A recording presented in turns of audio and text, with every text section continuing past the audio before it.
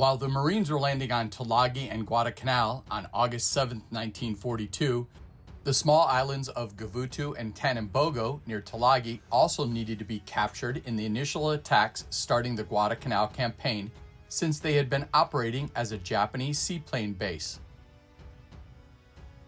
Today these islands are peaceful and quiet, but relics of the battle remain. Let's take a tour of Gavutu and Tanambogo.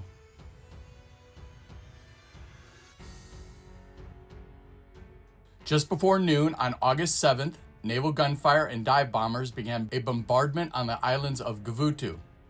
At approximately 12 o'clock, the Marines of the 1st Parachute Battalion made the landings on Gavutu near the concrete dock and beach area.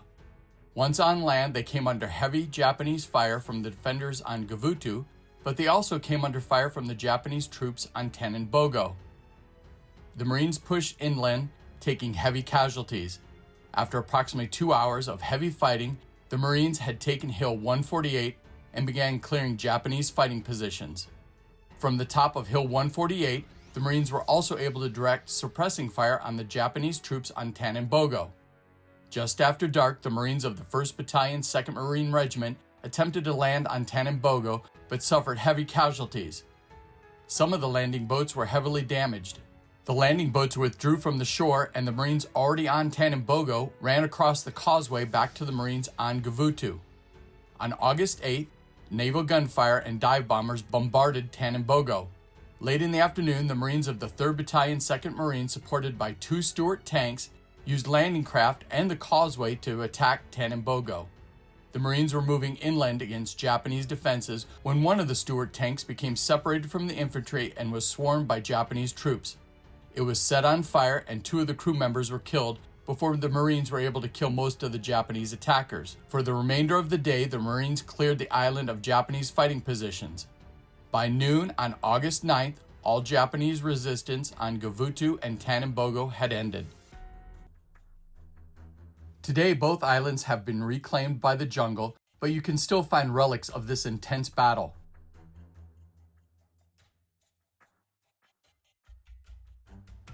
Gavutu was the operational headquarters of the Lever Brothers coconut plantation here in the Solomon Islands, and prior to the Japanese occupation, much of the infrastructure on these islands was already built.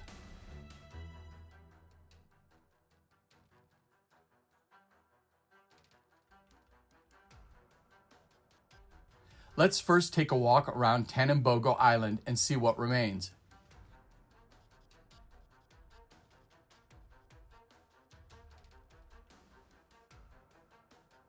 This is the area just inland of the beach where on the night of August 7th the Marines attempted to make their landing. Looking back from the base of Hill 121, you can see that it's just a short distance back to the beach area. Also here at the base of Hill 121, there are caves used by the Japanese defenders.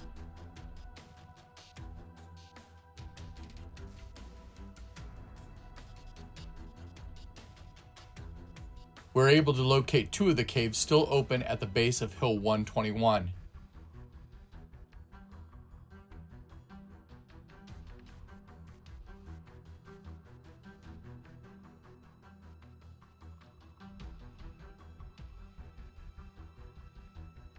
Moving up the hill, you can easily see fighting positions that were dug into the side of the hill.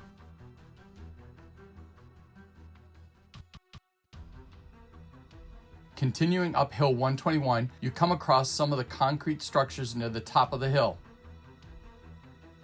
These structures at the top of Hill 121 could be what remain of a Japanese radio bunker and anti-aircraft battery. Our time on Tanambogo to explore the island has come to an end. Gavutu is the next island we will explore.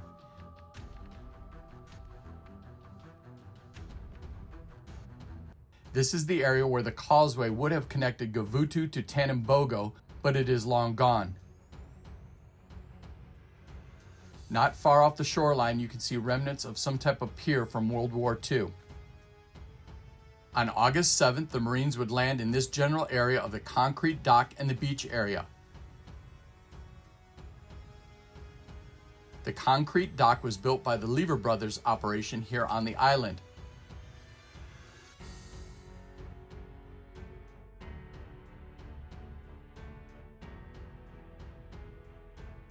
Once the Marines began moving inland, they encountered stiff resistance.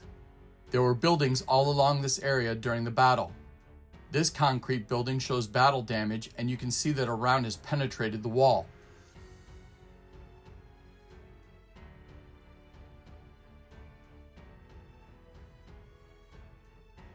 Walking around this building, you can spot other areas of battle damage.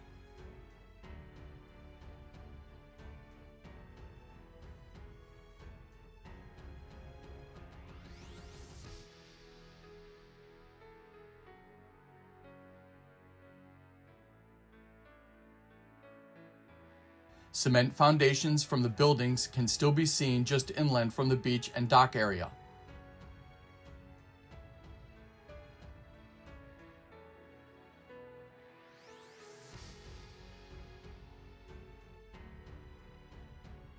Along the shore where the causeway attached the two islands are the remains of piers just in the water. This is all that remains of the structure.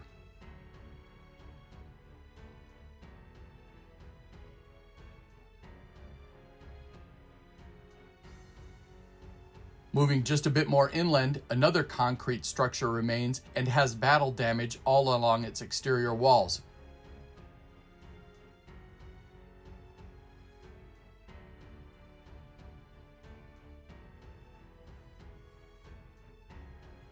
Throughout the area, you find foundations, wells, and other items from the battle.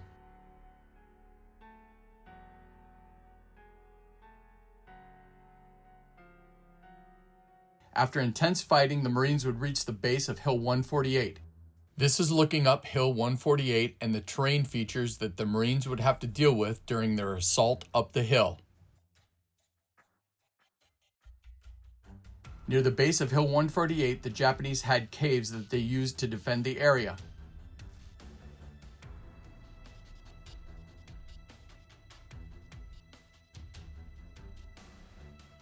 This is just one of the caves that we located.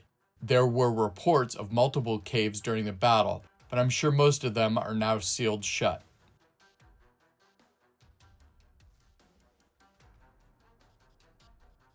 There is a road that leads to the top of Hill 148.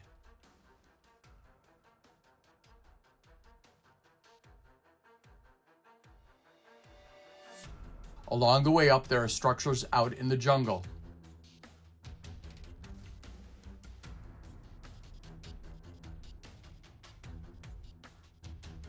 The climb up Hill 148 is pretty strenuous, but once on top, the view is incredible.